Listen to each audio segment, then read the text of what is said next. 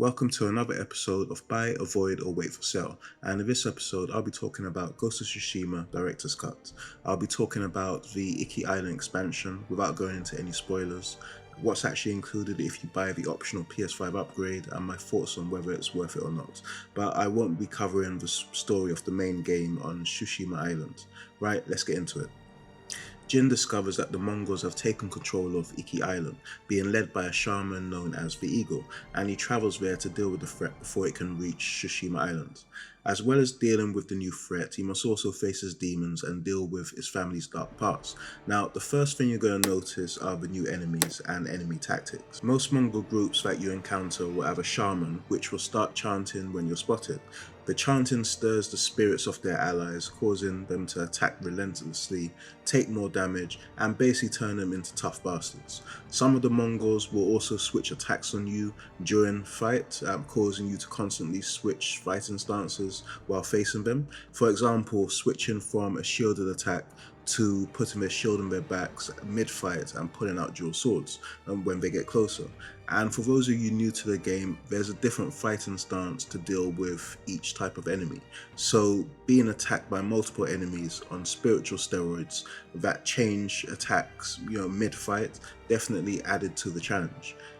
It also adds an extra level of strategy to the game, as the smart thing to do would be to get to the shaman first and kill him before he can boost his crew. Now, to deal with the new challenge, there are new fighting skills to be found by doing the side missions and unlocking new armor and charms, upgrades like enhanced dodge and parry skills, being able to shoot multiple arrows at once. Even your horse gets an upgrade. There are also new activities to find on the island.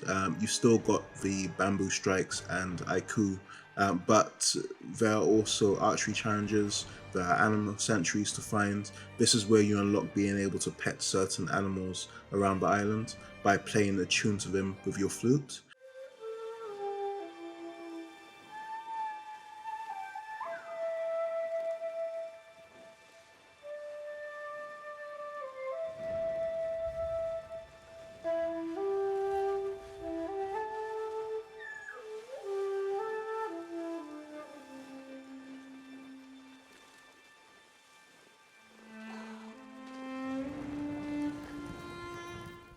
And there's also special armor to be found by completing shrines. After completing the main story of Iki Island, which had a very satisfying ending due to a great boss battle, the rest of the island is unlocked, giving you more things to discover, more activities to take part in, which basically just gives me even more reason to go back and play the game. So let's talk about the PS5 upgrade and if it's worth getting. And the honest answer is, it depends. If you're one of those PS5 gamers that doesn't like the DualSense features on the controller and has been switching it off on every game, or if you don't game with a headset, then no, it's not worth it for you. Save yourself £9 or $10 in the US and just enjoy the game running in PS4 backwards compatibility, because you won't really be missing out on much. Yes, the graphics have been boosted to native 4K, but to be honest, I didn't really notice a massive difference in visuals. The game already looked good before the upgrade, and we got the 60 FPS boost earlier in the year. Some parts of Iki Island do look a bit nicer, but for the main game, I really couldn't spot the difference at all. And also, if you're not interested in playing the game with Japanese audio, the enhanced lip syncing also isn't going to benefit you. But enhanced graphics and better lip syncing weren't the only things that were added to the game, and the rest of the features are what really made the big difference. The biggest one for me was the haptics feedback and adaptive triggers on the DualSense. I started playing the main game in New Game Plus a few weeks ago just to remind myself what the PS4 version was like, and started making a mental list of what haptics would be cool for them to add to the game, and they pretty much added all of them.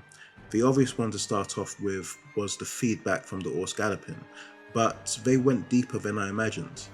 I don't know how they managed to put it off, but you can tell what type of surface the horse is riding on. You can tell whether you're riding on rocks or on a wooden bridge. I don't know if it's due to the haptics combined with the amazing sound, because even coming through the TV speakers, this game sounds great. And when it comes to combat, you feel every sword strike, every slash, every parry. You can even feel when swinging your sword in the air. You can feel the tension as you pull back your bow, and you can feel increased tension when you switch to the longbow.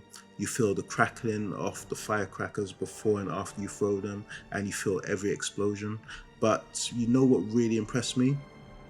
You can feel the direction of the wind when it's blowing to guide you to an objective. At first, I thought I was tripping.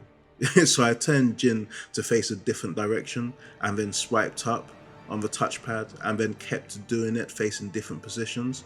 And every time I could feel the vibration starting from a different end of the controller and working its way across. And let's talk about the audio for a sec. I didn't have a decent headset when playing the original game on PS4, so I played all of the game through the TV speakers. So when I started playing a few weeks ago on PS5, I connected my headset just so I can, compare the PS4 version to the PS5 upgrade. The PS4 version sounded kind of flat to me when compared to all the other games I played this year with my headset, like Resident Evil, Ratchet & Clank, and Returnal. The 3D audio adds so much detail that you can actually hear the direction of the wind while you feel it on the DualSense.